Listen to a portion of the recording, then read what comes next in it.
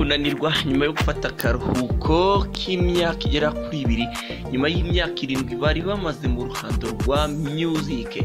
Abangaba ndikubwira ni ibyamamarekazi byo mu muziki hano muri muzika nyarwanda. Charly na Nina bavuga yuko noneho bagarutse muri game byinshi cyane byerekeranye n'icyo bari gukora muri break yabo bari bafashe igera ku myaka 2. Tubibona no mu kiganiro hano kuri Kigato uri kumwe nanjye Hero Willis, ndi kugeza amakuru y'imyidagaduro atandukanye mu makuru tutuye tukugezaho. Urabizi byinshi tukugezaho, kora subscribe na share kugira ngo bigere kure. Hero Willis niwe muri kumwe, nujye kure. Charly na Nina batangiye umuziki wabo mu hagana 2012 babakinga abahanzi muri Primus Guma Superstar. Murabazi buri wese recordinga ku giti cye.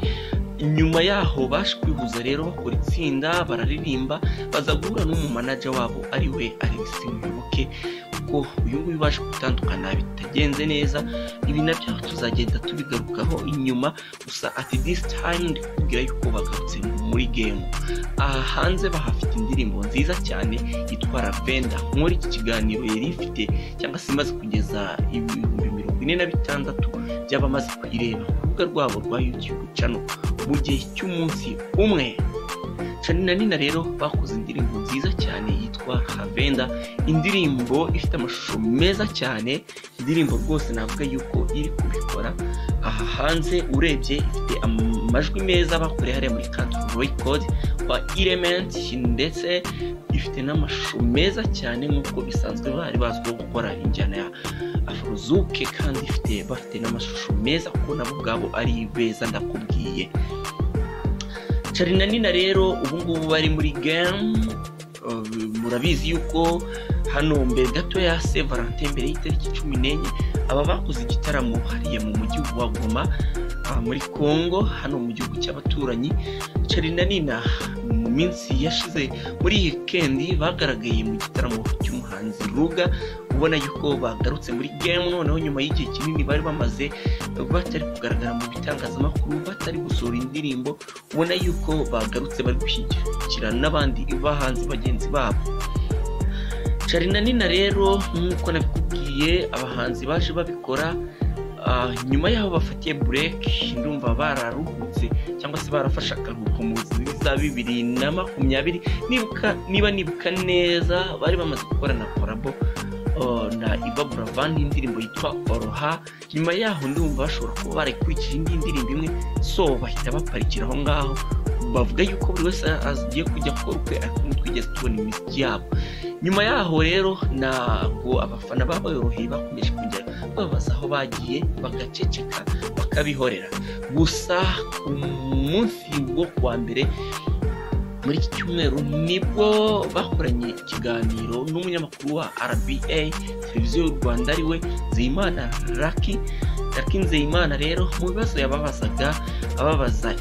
yatangiye ababaza ati mwumvaga mumeze mute nyuma yaho mujye mu karuhuko mubona abana baje muri game babikora, ndetse n'abandi bahanzi bakomeje gusura indirimbo mwari musanganywe mu Uganda.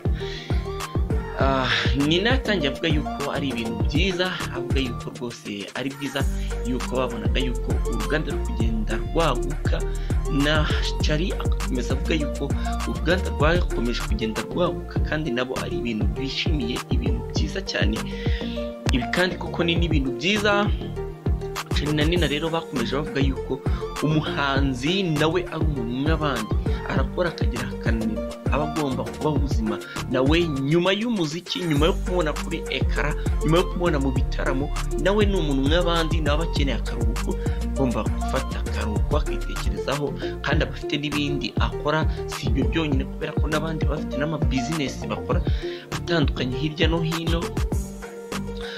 Charly na Nina rero bavuga yuko bari bafashe aka break k'imyaka 2, ubwo abafana bababazaga ati muri mu biki ko mutaduha indirimbo. Avuga yuko Charly avuga yuko byari byiza yuko bagomba gufata akaruhuko, ndetse bakanabihorera abo bababazaga kuko ari byo byari kubahesha amahoro. Bakomeza bavuga yuko ati Lucky yababaje ni ko bashobora kuba barahemukiye abafana babo. Komeza bamubwira yuko batabahemukiye, ati ndumva Charly avuga ati ndumva tutarabahemukiye, gusa ati bari badukumbuye ati ko ntabwo twabahemukiye ati ikindi noneho ubu ngubu turi ahangaha kugira ngo tubahe imiziki myiza nyuma y'iki gihe cyose twize ibintu byinshi twabonye isomo ryinshi twabonye abana bashyashya baje muri generation nshyashya barimo babikora neza abari twari dusanga mu Uganda bari kubikora neza industry igenda yaguka kandi kuko bigenda bigaragara music nyarwanda sigaye igenda yaguka umuhanzi nka The Ben agenda akora indirimbo na Diamond Platinum Bruce Melody Harmonize akora indirimbo nawe indirimbo na Koffi Olomide n'abandi bahanzi batandukanye bagenda babageraho bigaragara yuko music industry yacu iri kugenda yaguka no mu Uganda kw'imyidagaduro gusa abanyarwanda twabasaba n'itangazamakuru nuko mu basportinga mukabareba mu bindirimbo yabiri ku rukuta rwabo rwa YouTube channel Charly na Nina yitwa Lavender ni indirimbo nziza ku rwego rwiza ikozwe n'abaproducer beza abamashusho n'ama audio byose rero ni ikintu cyiza cyo kuba mwabasportinga kandi nabo babahaye isezerano y'uko bagarutse muri game agakino bakarimo noneho nimugire ikibazo ati naho bazongera kugenda nibazongera kudutenguha nibyo rero what's popping what's trending byari biri kuvugwa hirya no hino abantu benshi cyane ubona yuko bishimiye ko Charly na Nina bagarutse mu by'ukuri nanjye rwose nabyishimiye ibingibi kuko ndi umufana wabo cyane Charly na Nina bakomeze basonge mbele reka minira ahangaha rero ibiganiro bya Kigali Top byo nakagaruka subscribe yo ngomba kwikora ndetse na share kugira ngo ibiganiro byacu bigere kure bigirira abantu benshi akamaro. Airo Willis, ciao bye.